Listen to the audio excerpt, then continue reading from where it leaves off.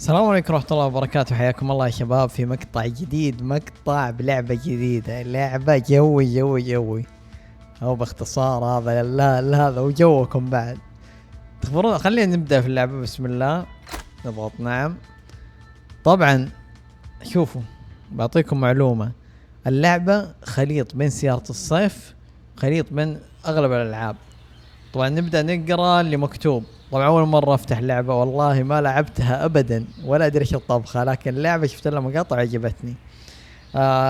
بشرح لكم هي الحين. طيب اللعبة باختصار يا أخوان، أنا شخص مطفر وحالتي حالة، وهذا ساكن في هذا البيت الخجمة يعني يعتبر، واللي عندنا حولهم عندهم كوابرس وشغل. شو الكابرس، اقصي الكابرس، وانا معي الدباب هذاك الخجمة. انا انسان اروح مستودعات واشتري بالمستودعات. هل واشتري بالمستودعات، ممتاز. في نفس الوقت اتاجر، يعني هذه هي الخطة. طيب اول شيء نضغط ام. طبعا هذه الخريطة، شوف الخريطة كيف. سيارتي طبعا المفجورة اللي هي هذه. هذه معلومات الاماكن اللي في الخريطة. طبعا المعلومية حطيت، اللعبة ما تجي فيها عربي بس حطيت فيها عربي عشان نقدر تقدر تفهموا اللعبة اكثر. شوفوا حاليا لا توجد عناصر حولك. فاول شيء بنروح هنا عند السيارة نشوف ايش الطبخة. نفتح المستودع فارة البيت يوضح معايا. طبعا هذا بيتي من جوا، ما شاء الله تبارك الله على المروش ما شاء الله. بشوف وين اللوحة ذا حقي. طيب هذه الخزينة الظاهر، وهذا الفراش. طيب وين جهاز اللوحي؟ تاب. اوكي، المزاد. نروح المزاد، تسجيل. سجلنا في المزاد، بسم الله. طيب المزاد وين مكانه؟ افتح باب الجراج لاختيار المركب والخزين. اوهو عندي جراج ثاني، هذا كوخ. طيب نيجي هنا. اوكي هذه سيارتي، هذه طلعت مو ذيك، انا احس بذيك. طب بسم الله نركب السيارة. هلا دبليو، طبعا اتوقع زي كل الالعاب. الراديو جي، خريطة ام. طبعا وصلنا موقع المزاد، بسم الله.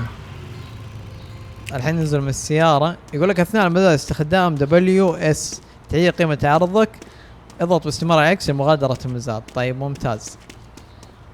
تعجبني اللغة العربية يا اخي بالفلسفة. اوف ايش هذا، موميا؟ الظاهر انه تمثال. وانا نسيت ايش اضغط.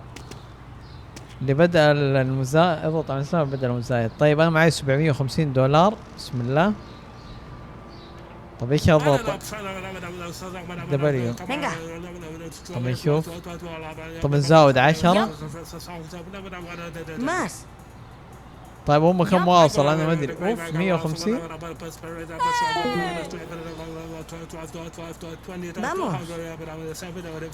طيب الله 100 الله. طيب انا بزاود. الله يخسك. طب كيف انا ضيعت ضغط دبليو؟ العرض 220. الله ما ادري ايش الطبخه. ضغطت لين قلت بس. طب نفتح التاب نشوف فيه مزاد ثاني. يلا اول مزاد راح علينا. يلا بسم الله. خسرنا في البداية بس يلا. طب وين موقع المزاد الثاني؟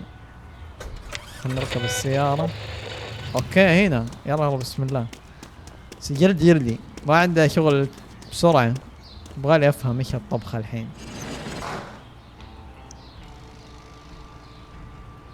ممكن لازم اضغط هنا.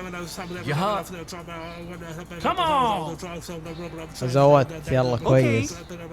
اوكي روح عليه، ما تاخذه يا سبك يا عمي، ما تروح. اوكي يا للغثيث هذا. انا ما شفت الغرض اللي جوا تصدقون. كفو خذيتها 235. طيب خلنا نشوف الاغراض. طبعا اول شيء هذا خلنا نشيك عليه. يقول لك يستمر ضغط صار تحقق. طيب خلنا نشوف.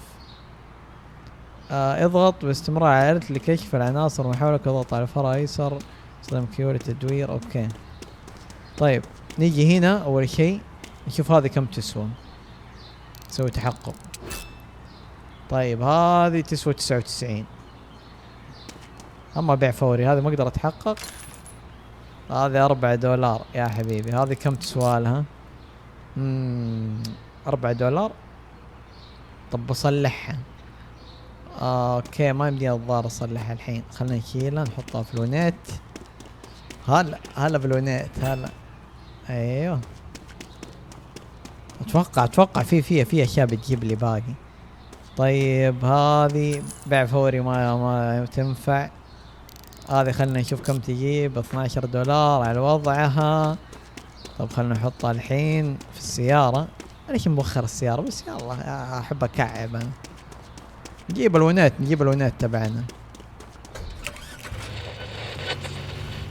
هذا قولوا لي ايش تسموه، نيت عندكم ولا ايش بالضبط؟ طيب ننزل هنا. هذا بيع فوري كرتون ما من امه فايدة. اوهو صندوق ما يدرك فيه. طب خلنا نشيله.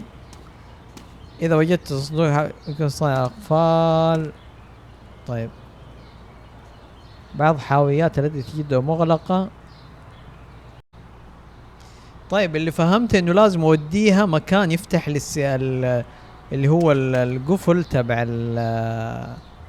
تبع ايش اسمه الصندوق، ممكن يطلع فيه شيء ثمين. طب نحطه هنا. طيب هذا ايش؟ لا خلنا نشوف كم يسوى. طيب نشيل هذا الكتيب ما ادري ايش فايدته، والكتاب نرميه هنا. ما ادري كيف بشيل كل الاغراض اصلا. خلنا نشيك، خلنا نسعر كل شيء. طيب هذا ما ادري هذا كم قالوا يسواله. 98 حلو. اوف 99 ممتاز. $5 مشي. هذا بيع فوري.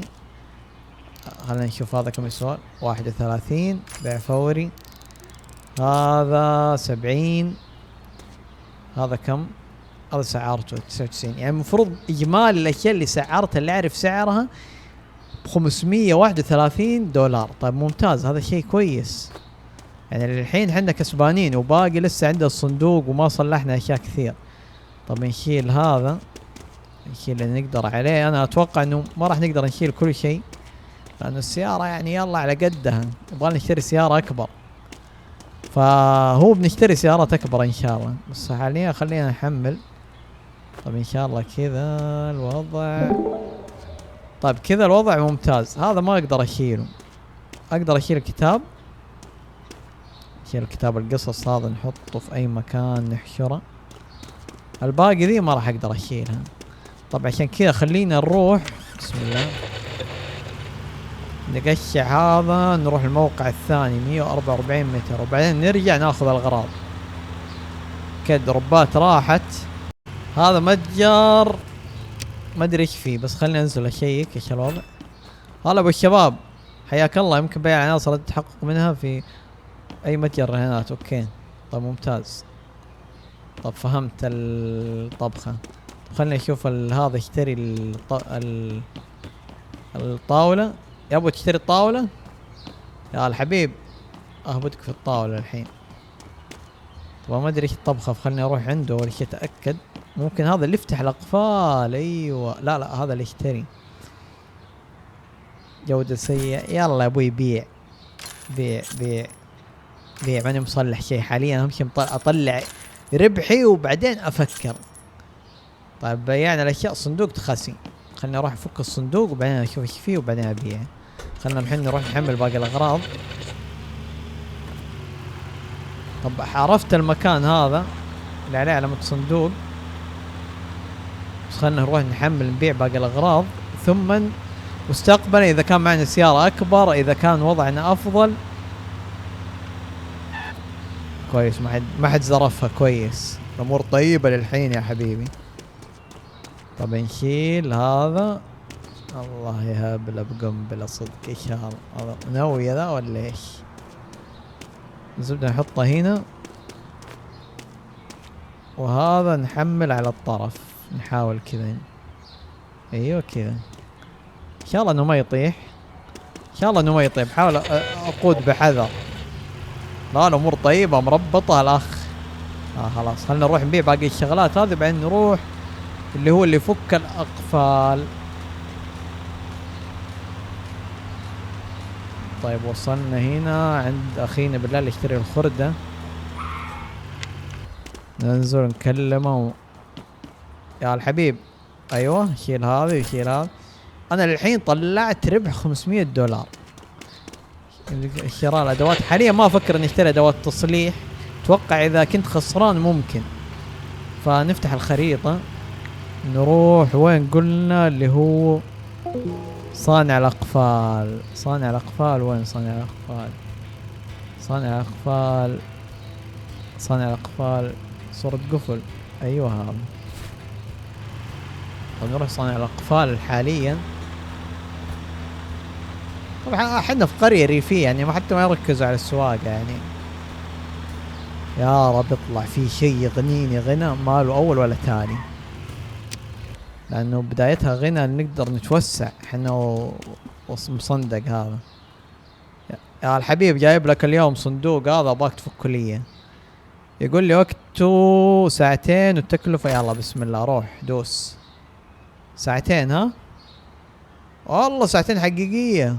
لا مو 2 حقيقية، 2 حقيقية. هذه ثواني، دقائق ثواني في الواقع، والساعة دقائق يعني دقيقة واحدة. طب اليوم انا بتكي هنا الين ما يفك صانع، الين ما يخلص القفلي. نشيك على الونيت نشوف وضعه. لا ان شاء الله تبارك الله عز يا الدبابة. اوف فور ويل، والله يا فور ويل، والله يا فور ويل، والله ما هو مبين. خلني اشيك على الماب بشوف الماب ايش فيه بعد. سياراتك، منازل مملوكة، منازل اقدر اشتريها اتوقع هذه. احنا بنوصل يعني الثراء الفاحش ان شاء الله. محطة وقود، متجر رهانات، موقع صانع البيع التلقائي. البيع التلقائي ايش ذا البيع التلقائي؟ يبغالي اروح اشيك عليه. خلينا نروح نشيك على البيع التلقائي. اللهم صل على ايش هذا؟ هذا ايش بي صاير كذا مضيع. باقي نفك مناطق. حلو ممتاز. والله خريطة كبيرة. اوف خريطة كبيرة. انا باقي هنا جالس احوم والف. خلص من هذه المنطقة ان شاء الله واروح المنطقة الثانية. هذا ايش ابو هذا اللي اشتري منه المعدات. اوكي هذا قريب، خلني اروح اشيك عليه. يجي نشيك عليه نشوف ايش الطبخة. حياك الله يا الحبيب. اوف المعدات، انا ابيع العناصر العسكرية. انا لقيت عنصر عسكري ورحت بعته هناك. والله اني يلا مشوها. مبتدئ جديد في التجارة باقي لسه عنه. والله هذا عنده شغلات، عنده عدد وخزنات وشغل، شغل من الاخير يا حبيبي. طب روح نشيك هنا ايش في ذي الجهة الثانية. مطعم الظاهر هذا مطعم ولا ايش؟ ان شاء الله بنكتشف الماب حنا كامل. شراء ادوات اصلاح عنصر مكسور. طب نيجي هنا نشيك ايش هذا يبيع. هذا متجر الرهانات نفسه. راح تمشي الصرف اللي كان. طبعا جينا هنا ان شاء الله انه غلق. يا ليل يا ابوي غلق علينا والله. لو انك تفك خزينة دولة يا رجل. طب ما في مكان قريب اروح؟ لا ما في. شوف البيت هذا. ايش البيت هذا اللي طالع منه 80؟ والله خلنا نشيك هنا هذا ايش عنده. هلا جو الاماكن ذي، جو الاماكن. ما تبغون موظف عندكم؟ تبغون موظف يشتغل معكم شيء؟ ترى انا جاهز، عندي خبرة طويلة، مجال عملي ومهني. والله يا الكابرس هذه مبالة شكلها، مو كابرس، كوبيه. اخسي الكوبيه هذا 4 بيبان. ترى المعلومية الواقع فيه كوبيه. خلنا نروح نرجع ان شاء الله انه يخلص. يجيني تنبيه طلع شوفوا فوق في انه القفل فاك خلاص جاهز. هلا حياك الله، عطني اغراضي. وين اغراضي يا حبيبي؟ ايه يا الحبيب. فتح بسم الله. الله خزنة الله يقلع عم الحالة. صندوق يوتو خزنة. يا اخي انت الصابح حسك حط لي خزنة عشان ادفع مرة ثانية. يلا عاد ننتظر الليل شكله مطول ذا. انا اقول ناخذ لفة على المدينة. طيب وين نروح؟ وين نروح؟ رحنا هنا نبغى نروح هذا الجهة. هذا الجهة ما ادري ايش فيها بس نروح نشيك. هلا بنوري هلا.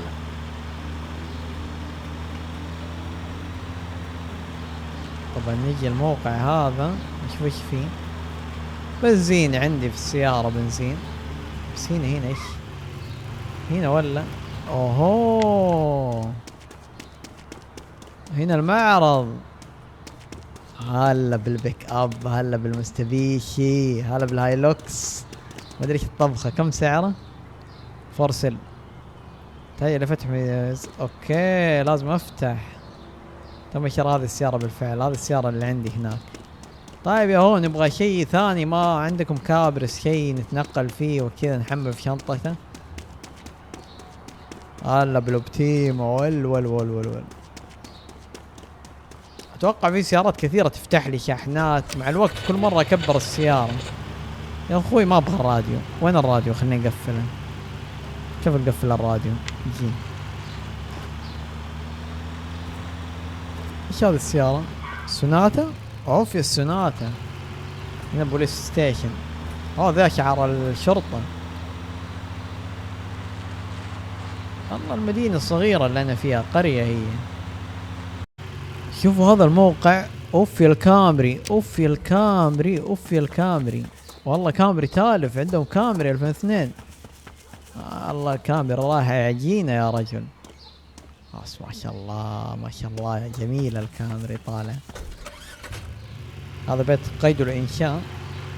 لو تبيعونه مع الكاميرا وتصلحها أنا راضي. طب نيجي نشوف هذا كم باقي له وقت، لأنه الدنيا بتغرب وهو باقي وأنا وراي بيع. يلا انتظر الله يعيننا عليه عاد. طيب نقول بسم الله. 3 دقائق، دقيقتين.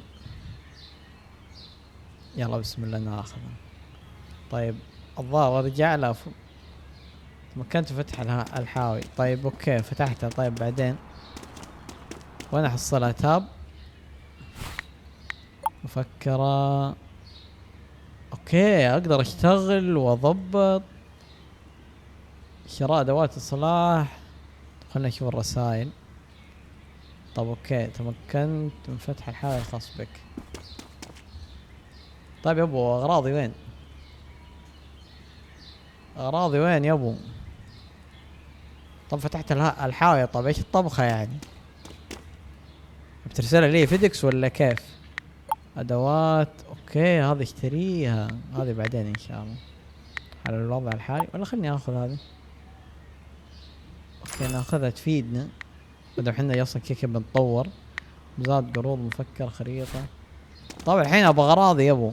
لا اغراضي يا ابن الحلال. لا انا ما عندي مسدس كي اتفاهم معك. اغراضي وين تروح؟ اللي يعرف ايش الطبخة. اوه شوفوها برا هذه.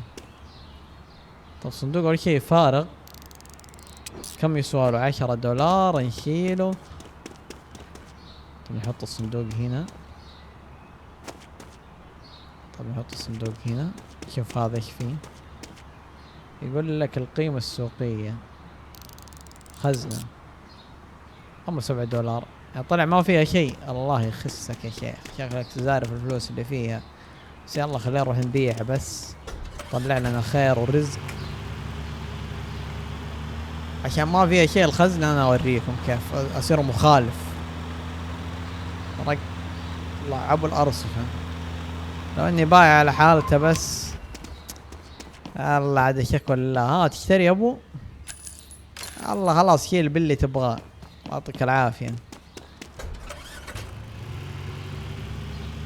وقف هنا، دي ختامية. يعطيكم العافية يا شباب على المشاهدة، لا تنسونا اللايك والسبسكرايب والكومنت.